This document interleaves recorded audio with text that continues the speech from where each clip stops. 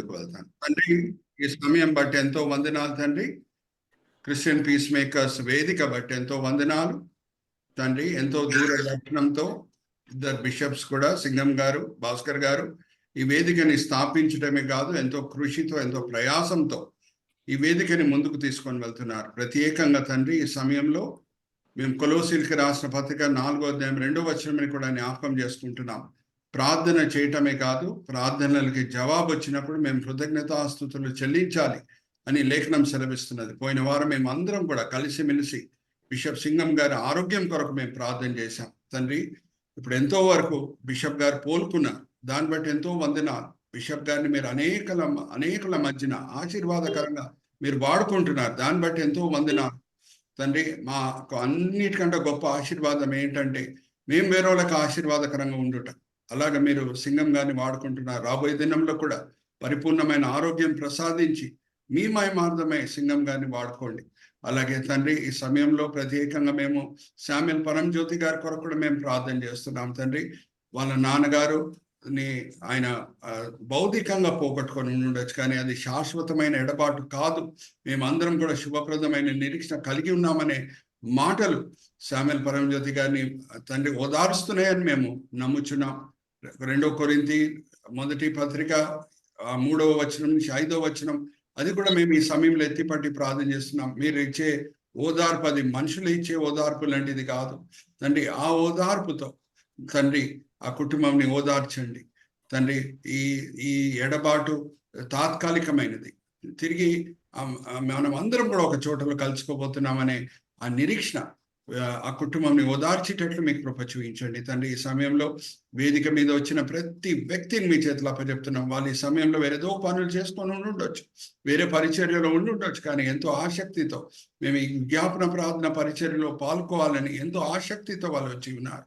ఎన్నో విజ్ఞాపన ప్రార్థనలు మేము చేసి ఉన్నాం తండ్రి. ఆ ప్రార్థనలన్నీ కూడా మీ కృపా సింహాసనం చేరి ఉన్నాయని మేము విశ్వసిస్తున్నాం. మీ దీనదాసుని సమయంలో మీ మహిమార్థమై వాడుకుంటున్నారు తండ్రి. దాన్ని బట్టి నేను మిమ్మల్ని స్తుతిస్తున్నాను. ఈ దిన మీ వేళ ఈ పూట మీరు మా కొరకు ఏర్పరచుకున్న ఆత్మిక పాఠములు మా విశ్వాస నేతలను బయలుపరుస్తానని నమ్ముచు ఈ విన్నపములు మేము యేసుక్రీస్తు పరిశుద్ధమైన వేడుకుంటున్నాం. Amen, amen, amen. అయితే నేను ఒక స్లైడ్ చూపించానండి 3 వారముల క్రితము. చాలా ఫేమస్ కామెడియన్, కూడా వెంటనే గుర్తుపట్టే కామెడియన్ చందు బ్రదర్, ఒకసారి స్లైడ్ కూడా చూపించండి. Very good, very good, right answer అమ్మా. సో ఈ చార్లీ చాప్లిన్ అయితే మనం అందరం కూడా గుర్తుపడతాం, కానీ ఈ స్లైడ్లనే రైట్ సైడ్ మనం చూస్తే చాలా మంది చార్లీ చాప్లిన్ లెక్క డ్రెస్అప్ అయి మనకి కనిపిస్తున్నారు. దీంతో కూడిన చిన్న చరిత్ర కూడా నేను మీతో పంచుకున్నాను. అదేమనగా చార్లీ చాప్లిన్ గారు చాలా ఫేమస్ అయినప్పుడు అమెరికా దేశంలో, అలాగే గ్రేట్ బ్రిటన్లో Charlie Chaplin look alike contest ప్రారంభమైనవి. ఈ Charlie Chaplin look alike contest ఎంత ఫేమస్ అయిపోయినాయి అంటే వేల కొలది ప్రజలు వచ్చి చూసేవారు. స్టేజ్ ఉండేది, అందరు కూడా చాలా మంది ఆ పోటీలు ఎవరు పాల్గొంటున్నారో చార్లీ చాప్లిన్ వల్లే డ్రెస్ చేసుకొని ఆయన వల్లే నటించేవారు. అక్కడ జడ్జెస్ ఉండేవారు. ఇంకా వాళ్ళు ఫైనల్గా ఎవరికి ఫస్ట్ ప్రైజ్, ఎవరికి సెకండ్ ప్రైజ్, ఎవరికి థర్డ్ ప్రైజ్ అని నిర్ణయించేవారు. సో శాన్ ఫ్రాన్సిస్కో పట్టణంలో 1920లో ఒక Charlie Chaplin look alike contest జరిగే సమయంలో నిజమైన చార్లీ చాప్లిన్ ఎవరికి చెప్పకుండా, ఎవరికి తెలియకుండా పాల్గొన్నాడు. అయితే ఆ నిజమైన చార్లీ చాప్లిన్కి ఎన్నో ప్రైజ్ వచ్చింది. జ్ఞాపకం ఉందామా? నేను 2-3 వారాలుగా మీతో పంచుకుంటున్నాను.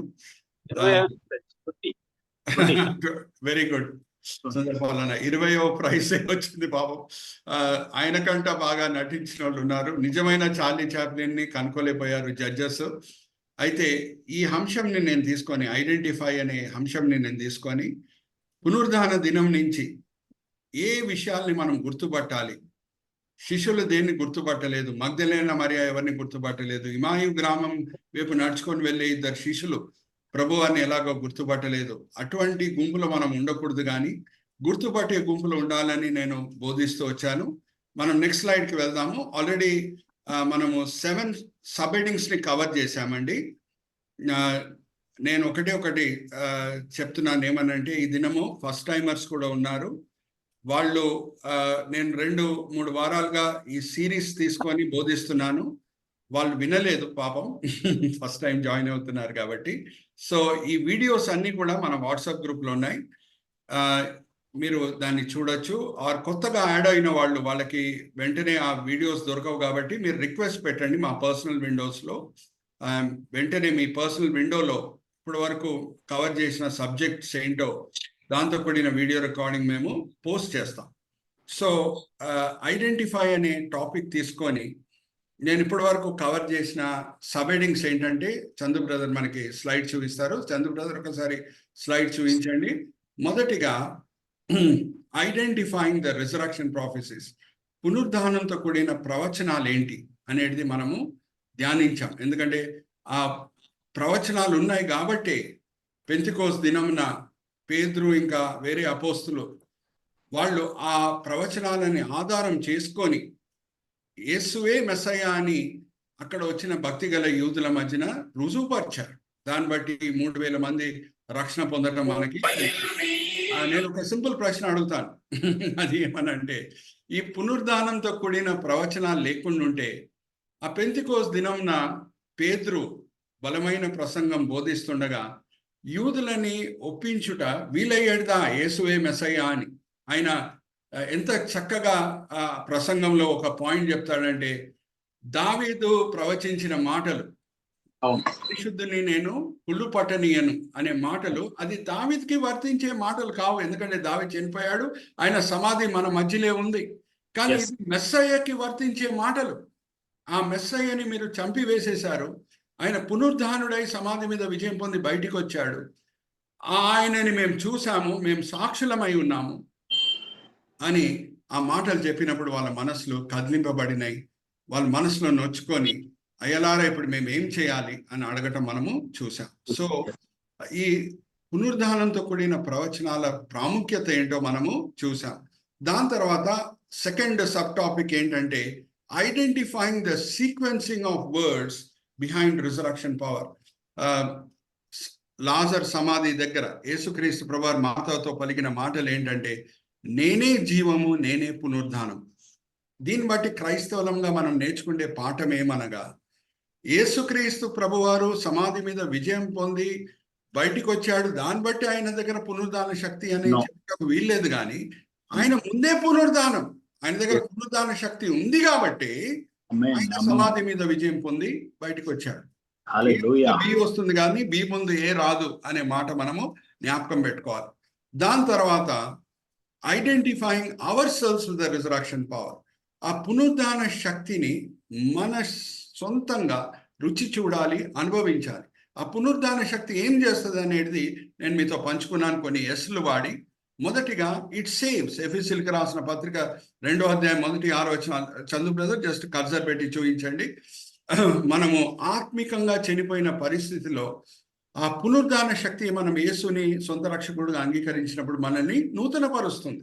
ఇంకా అదే కాదు, సీటెడ్, మనల్ని ఆత్మికంగా పరలోకంలో కూర్చోబెడుతుందనే మాట కూడా మనం చూసాం. అంటే ఒక క్రైస్తవుడు భౌతికంగా ఈ లోకంలో జీవిస్తుండొచ్చేమో కానీ పరిశుద్ధాత్మ శక్తి చేత పరలోక ఆనందంని ఆయన రుచి చూస్తూనే ఉంటాడు. ఎందుకంటే ఏ దినం ఆయన మారు మనసు పొందుతాడో ఆ దినమే పరిశుద్ధాత్మ దేవుడు ఆయన హృదయంలో ప్రవేశిస్తూ ఒట్టి చేతులతో రాడు, కానీ పరలోక ఆనందం, పరలోక సమాధానంని తీసుకొని వస్తాడు. సో భౌతికంగా ఈ లోకంలో జీవిస్తూ ఒక క్రైస్తవుడు పరలోకం ఆనందంని రుచి చూస్తున్నాడు. ఇంకోటిది ఇట్ సస్టైన్స్. ఎప్పుడు మనము రక్షణ పొందుతున్నామో వెంటనే మనం సాతానుడికి ఎనిమి అయిపోతున్నాం, శత్రు అయిపోతున్నాం. సో నానా శోధనలు ఆయన మన జీవితంలో తీసుకొని వచ్చినప్పుడు ఆ పునరుద్ధాన శక్తి మనల్ని నిలకడగా ఉండుటకు సహాయం చేస్తుంది. 1 యోహాను 4వ అధ్యాయం 4వ వచనం, మీలో ఉన్నవాడు లోకంలో కంట గొప్పవాడు అనే మాటలు మనము చూసాం.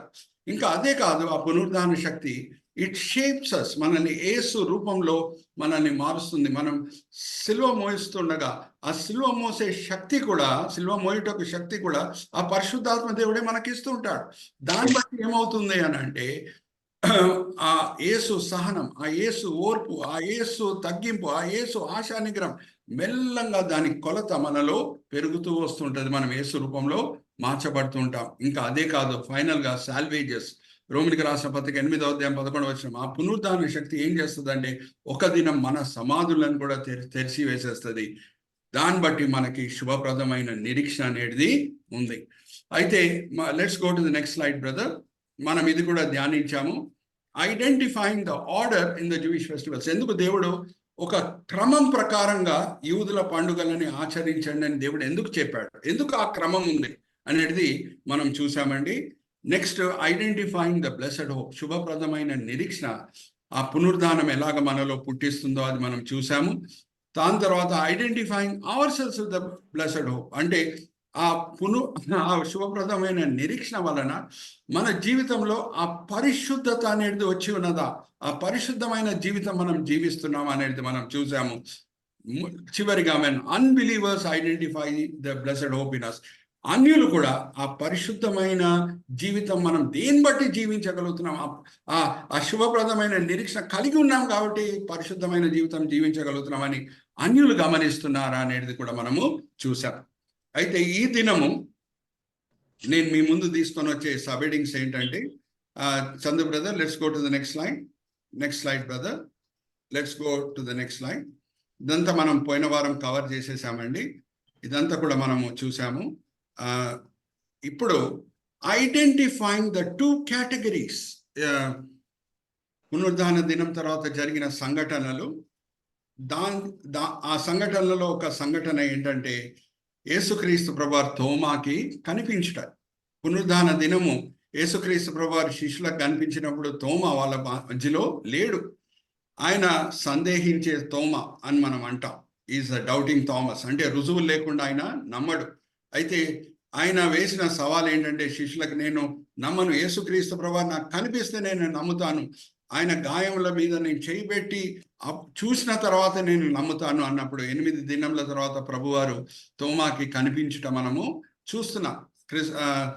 క్రిస్ బ్రదర్ కూడా చదివినిపించారు. యోహాను సువార్త 20వ అధ్యాయం 29వ వచనంలో ఏముందంటే, యేసుక్రీస్తు ప్రభువారు తోమాకు కనిపించిన తర్వాత ఒక మాట పలుకుతున్నారు, చాలా ప్రాముఖ్యమైన మాటలు. తోమా, నువ్వు చూసి విశ్వసిస్తున్నావు, యేసు నీవు నన్ను చూచినవి చూడని వారు ధన్యులని అతనితో చెప్పాను.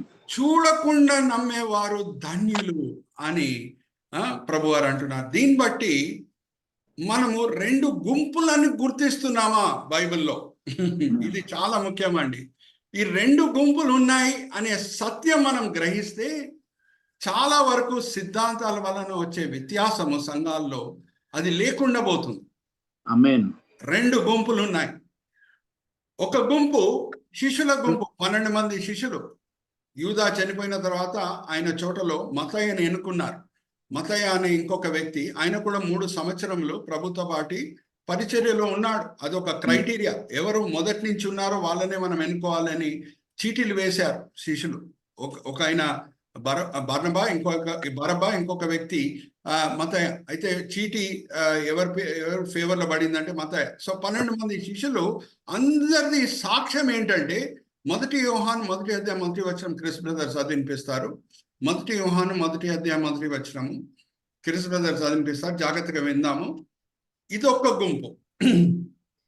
యోహాను రాసిన మొదటి పత్రిక 1వ వచనము, జీవవాక్యమును గూర్చినది ఆది నుండి ఏది ఉండెనో, మేము ఏది వింటిమో, కనులార ఏది చూచితిమో, ఏది నిదానించి కనుగొంటిమో, మా చేతులు దేనిని తాకి చూచెనో అది మీకు తెలియచేయుచున్నాము. Thank you brother. అయితే వాక్యం అంటే యేసు, యేసు అంటే వాక్యం. అయితే జాగ్రత్తగా వినండి, శిష్యులలో ఉన్న సాక్ష్యం ఏమనగా, మేము యేసుని చూచితిమి, యేసుని తాకితిమి, యేసుని మాటలని వింటిమి. అయితే 2వ గుంపు గురించి ప్రభువారు అంటున్నారు, చూడకుండా నమ్మిన వాళ్ళు. Hallelujah, praise the lord. Amen. పెంతెకోస్తు దినమున మారు మనసు పొందిన 3000 మంది ఆ 2వ గుంపులో వస్తున్నారు. హల్లెలూయా, ప్రైజ్ ది లార్డ్. హల్లెలూయా, హల్లెలూయా. మనం అందరం కూడా ఆ పెంతెకోస్తు దినంతో ప్రారంభమై ఇప్పటి వరకు 2024 వరకు ఆ రెండో గుంపులోనే ఉన్నామనే సత్యం మనం మర్చిపోకూడదు. ఆమేన్ ఆమేన్ ఆమేన్. సో వాళ్ళు ఎక్కడెక్కడి నుంచి వచ్చారు అనే మాట అపోస్తల కార్యం 2వ అధ్యాయము 9వ వచనంలో మనం చదువుకోవచ్చు. అపోస్తల కార్యము 2వ అధ్యాయం 9వ వచనము ఏ పట్టణాల నుంచి వచ్చారో వాళ్ళకి పేతురు మొదటి పత్రిక కూడా రాస్తున్నాడు కొన్ని సంవత్సరాల తర్వాత. Chris brother చదివినిపిస్తారు.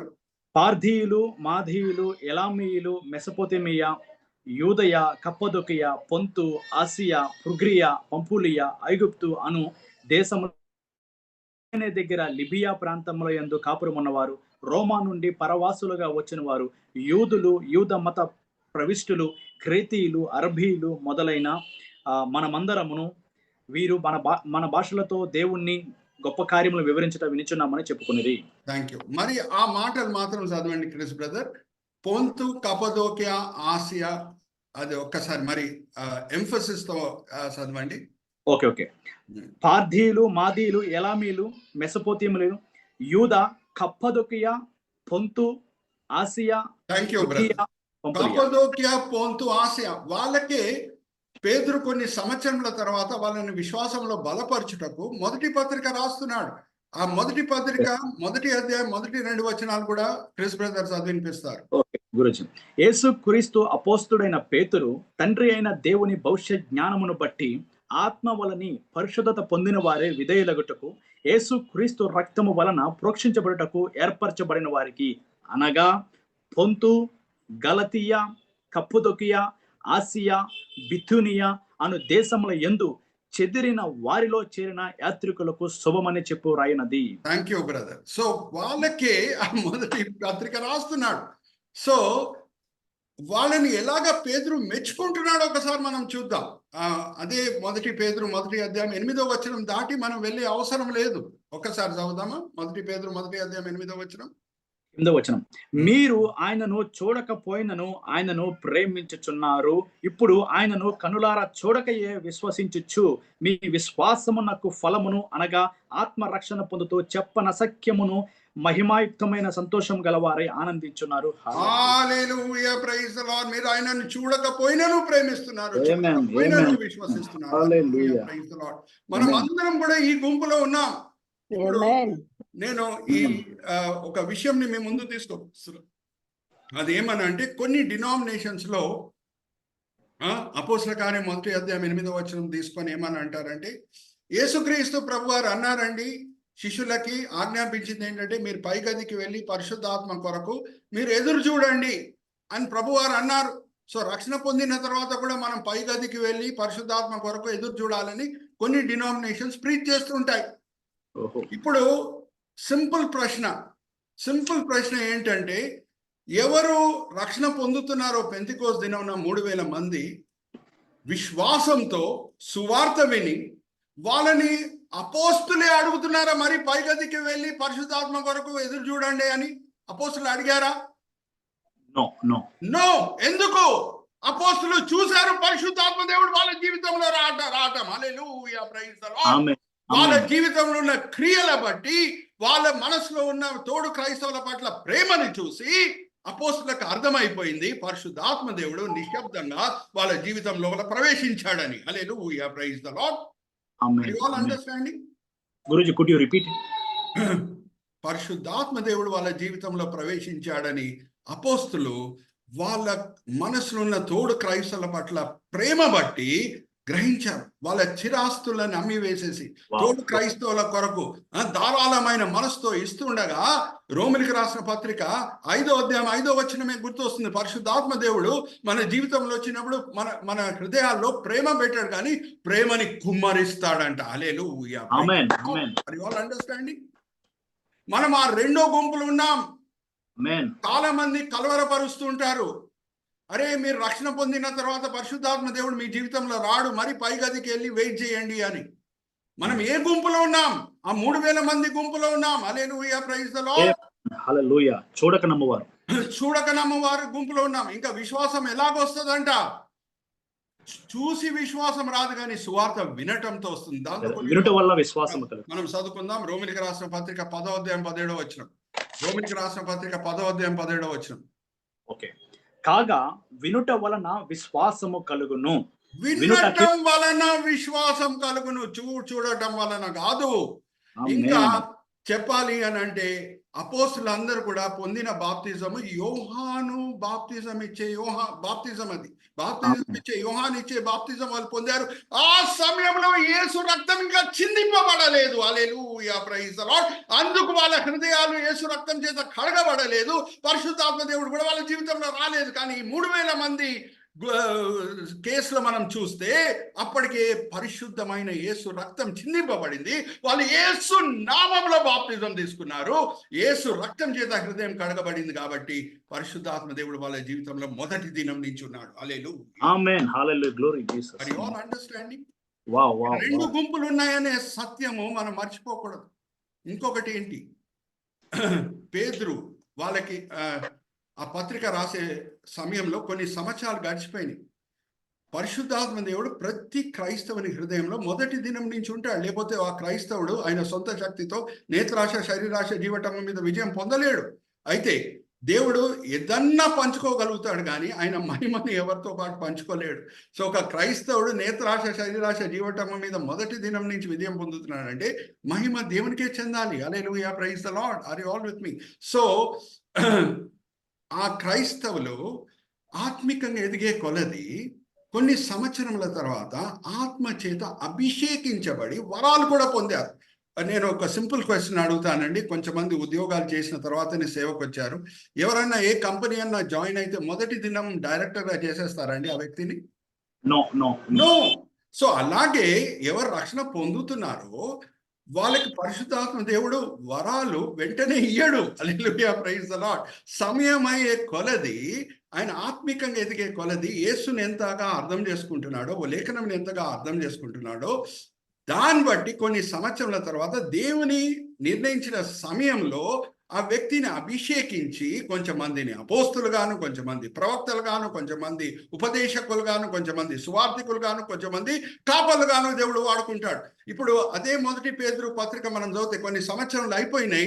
ఇప్పుడు చూడండి, వాళ్ళలో కొంచెమంది కాపర్లే ఉన్నారు. హల్లెలూయా, ప్రైజ్ ది లార్డ్. ఒకసారి తీద్దామా? మొదటి పేతురు 5వ అధ్యాయం మొదటి 4 వచనాలు చదవండి బ్రదర్.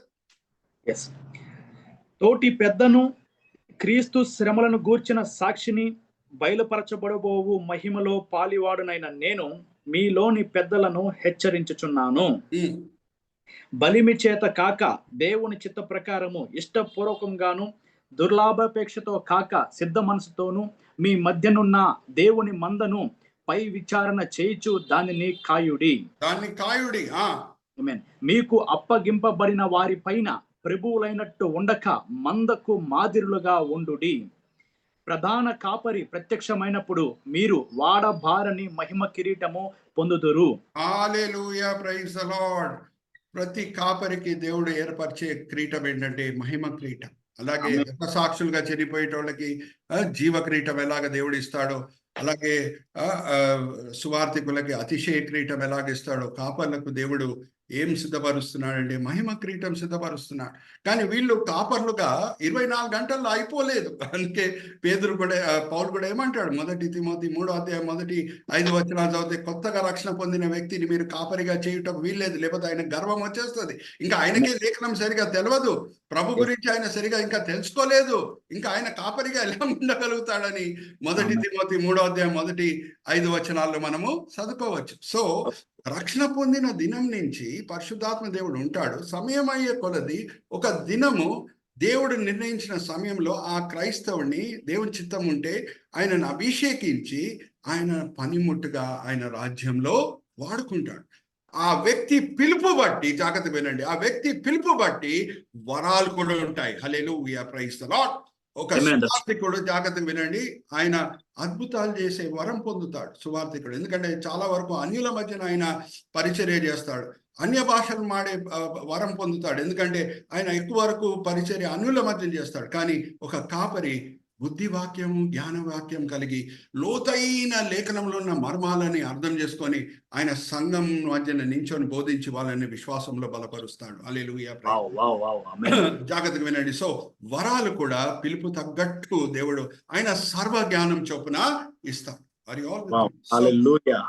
మనం జ్ఞాపకం పెట్టుకోవాలి, ఈ రెండు గుంపులు అనేది ఉన్నాయి.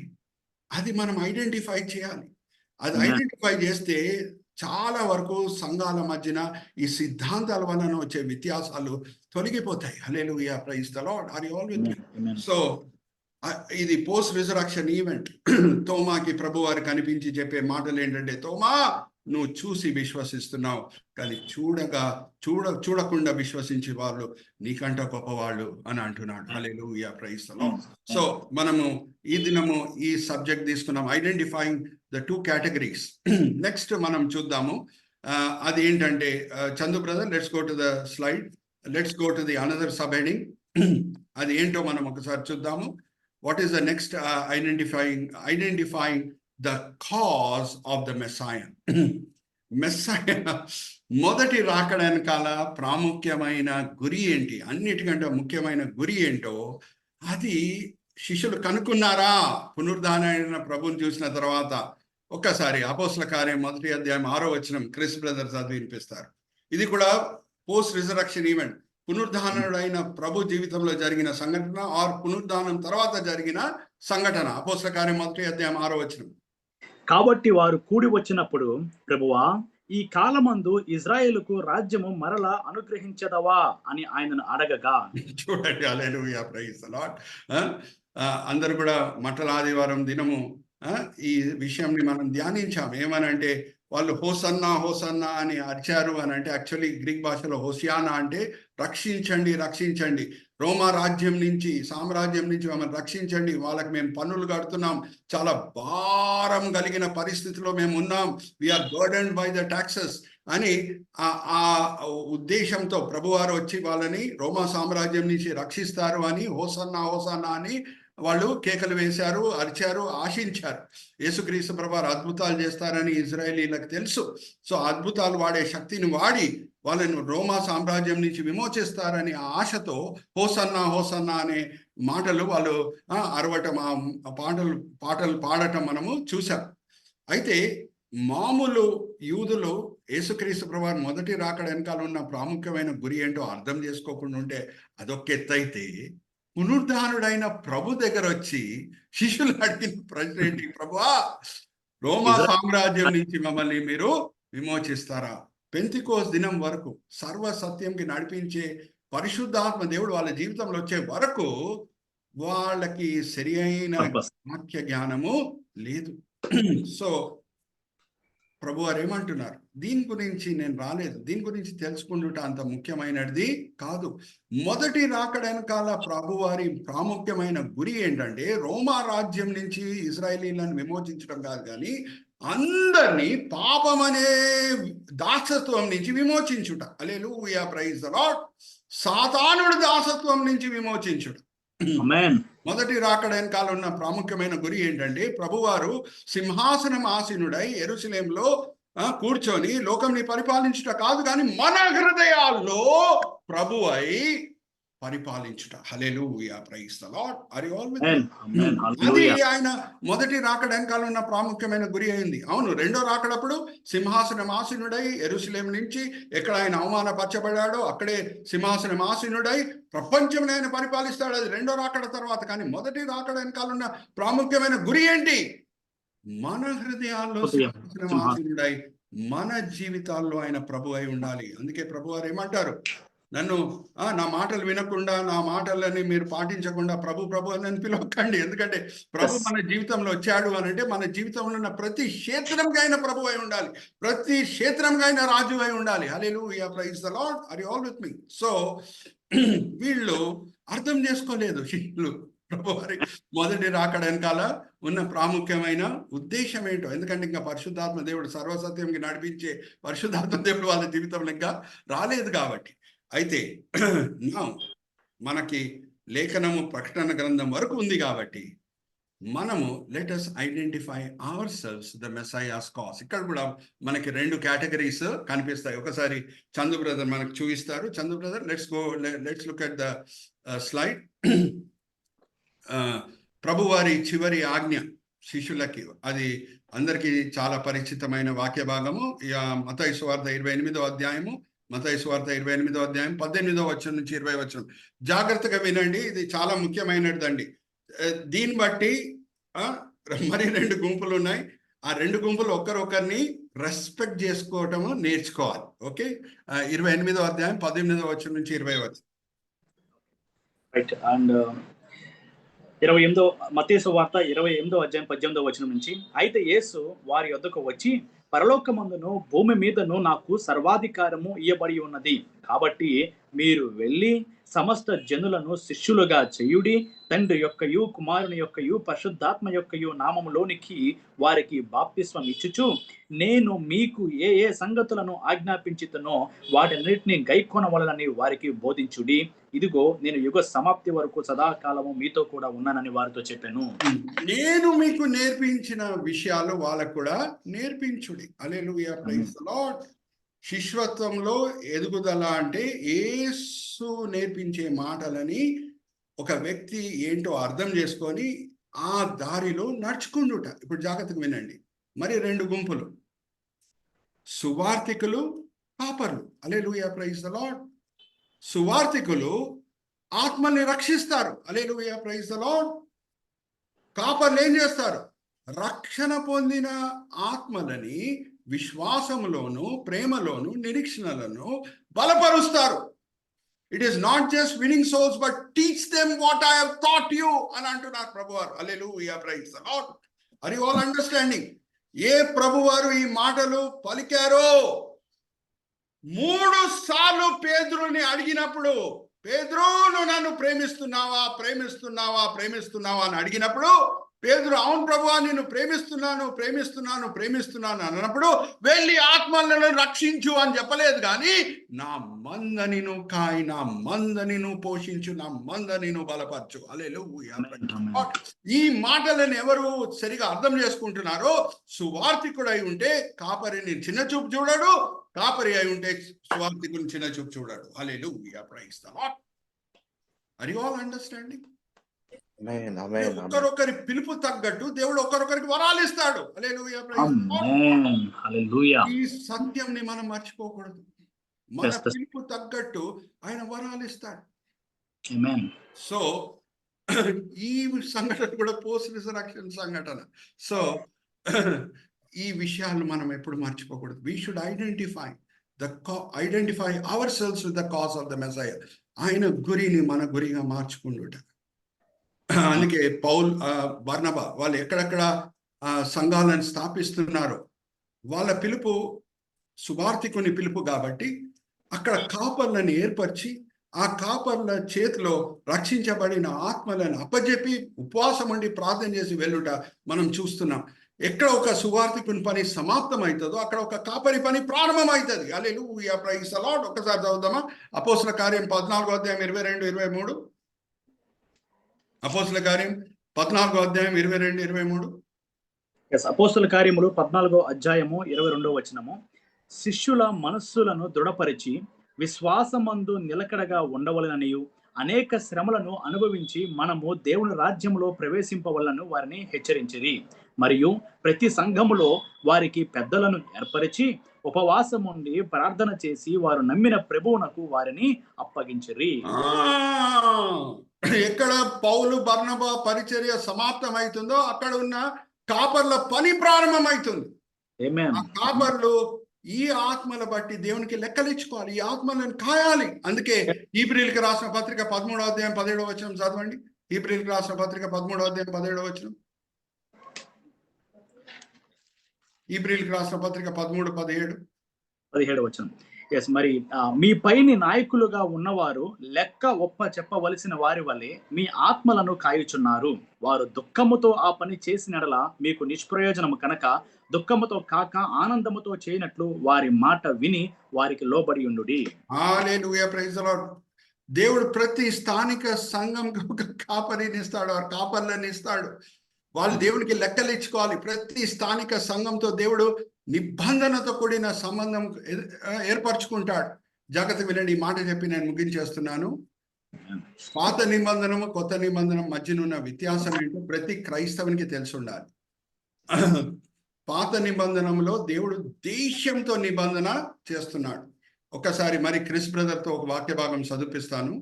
1 కొరింథీ 10వ అధ్యాయము మొదటి 4 వచనాల్లో అందరూ అనే మాట ఎన్నిసార్లు రాయబడిందో మీరు నాకు చెప్పాలి. నా ఫింగర్స్ మీరు చూడండి. అందరూ అనే మాట ఎన్నిసార్లు రాయబడిందో. సహోదరులారా, ఈ సంగతి మీకు తెలియకున్నట నాకు ఇష్టం లేదు. అదేదనగా మన పితరుల అందరూ మేఘము కింద ఉండిరి, వారు అందరూ సముద్రంలో నడిచిపోయిరి, అందరూ మోషేను బట్టి మేఘములోను సముద్రంలోను బాప్తిస్మం పొందిరి, అందరూ ఆత్మ సంబంధమైన ఒకే ఆహారమును భుజించిరి, అందరూ ఆత్మ సంబంధమైన ఒకే పానీయమును పానము చేసిరి. ఎలయనగా తమ్మును వెంబడించిన ఆత్మ సంబంధమైన బండలోనిది తాగిరి, ఆ బండ క్రీస్తే. ఎన్నిసార్లు అందరూ అనే మాట వచ్చింది? 5 సార్లు. మోషే, ఆరోను, మిరియంని మాత్రం దేవుడు ఐగుప్తు దాసత్వం నుంచి విమోచించలేదు. ఫుల్ దేశంని విమోచించి సీనాయి కొండ దగ్గర తీసుకొని వచ్చి దేశంతో నిబంధన చేసుకుంటున్నాడు. అది చిన్న దేశమే. దాన్ టు బీర్షిబా అంటే ఆదిలాబాద్ టు హైదరాబాద్ 250 కిలోమీటర్లు దూరమే ఉంటుంది. దాన్ టు బీర్షిబా అంటే మన కాశ్మీర్ టు కన్యాకుమారి అని భారతదేశంని ఎలాగ వర్ణిస్తామో ఇజ్రాయెల్ని లేఖనం ఎలాగ వర్ణిస్తుంది అంటే దాన్ టు బీర్షిబా అని అంటది. అది 250 కిలోమీటర్లు కాబట్టి చిన్న దేశము. దేశంతో దేవుడు నిబంధన చేసుకుంటున్నాడు. అందుకే ఒక ఆచాన్ పాపం చేసినా సరే దేవుడు దేశంని లెక్కలు అడిగాడు. ఒకసారి చూద్దామా? యెహోషువ గ్రంథం 22వ అధ్యాయం 20వ వచనం. 22వ అధ్యాయం 20వ వచనం. యెహోషువ గ్రంథము 22వ అధ్యాయము 20వ వచనం. జరహు కుమారుడైన ఆఖాను ప్రతిష్ఠితమైన దాని విషయంలో తిరగబడినప్పుడు ఇజ్రాయేలీయుల సర్వ సమాజం మీదకి కోపము రాలేదా? సర్వ సమాజం మీదకి కోపం రాలేదు, ఎందుకంటే ఇది దేశంతో చేసిన నిబంధన. కానీ కొత్త నిబంధనలో సువార్త వ్యాపించే కొలది, ప్రపంచం అంతా కూడా సువార్త వ్యాపించే కొలది స్థానిక సంఘాలతో దేవుడు నిబంధన కుదిరించుకున్నాడు. ఇప్పుడు ఎఫెసీయులకు రాసిన పత్రిక 2వ అధ్యాయము 3వ అధ్యాయం మనం చూస్తే, ప్రకటన గ్రంథం 2వ అధ్యాయం 3వ అధ్యాయం మనం చదివితే 7 సంఘాలతో ప్రభు వారు పలికిన మాటలు మనకి ఏంటో మనకు తెలుసు. ఆ 7 సంఘాలు కూడా పక్కనే ఉన్నాయి. ఒక టర్కీ దేశం లోపలే ఉన్నాయి. ఇప్పుడు నేను సూటిగా ఒక ప్రశ్న అడుగుతున్నాను. లౌదిక సంఘం ఉన్న లోటుపాట్లు బట్టి దేవుడు ఎఫెసీ సంఘంని లెక్కలు అడుగుతున్నాడు అండి? నో. అలాగే పెరగమాం సంఘం ఉన్న లోటుపాట్లు బట్టి సార్దీ సంఘంని అడుగుతున్నాడు లెక్కలు? లేదు.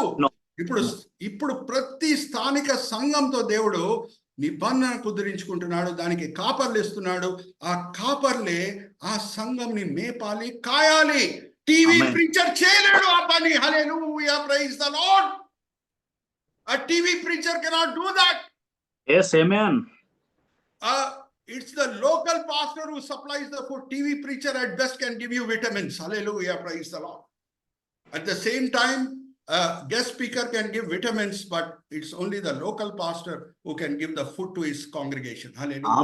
Amen. That's true. You understanding? Yes, amen. Wonderful. యువతైన మాటలు మనం జ్ఞాపకం పెట్టుకోవాలి. అందుకే ఏ సంఘ సభ్యుడన్నా ఆయన మొదటిగా ఆర్థిక సహాయము ఆ సంఘంకి చేయాలి. ఉడిపి హోటల్లో తింటూ తాజ్ మహల్ హోటల్కి వెళ్ళి బిల్ కట్టడానికి వీల్లేదు. Hallelujah, praise the lord. Are you understanding?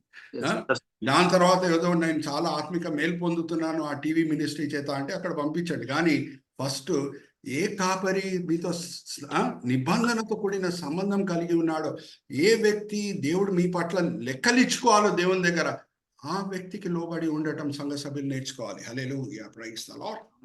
You all understanding? Amen. ఇంకా ఉన్నాయండి పోస్ట్ రిజరెక్షన్ ఈవెంట్స్.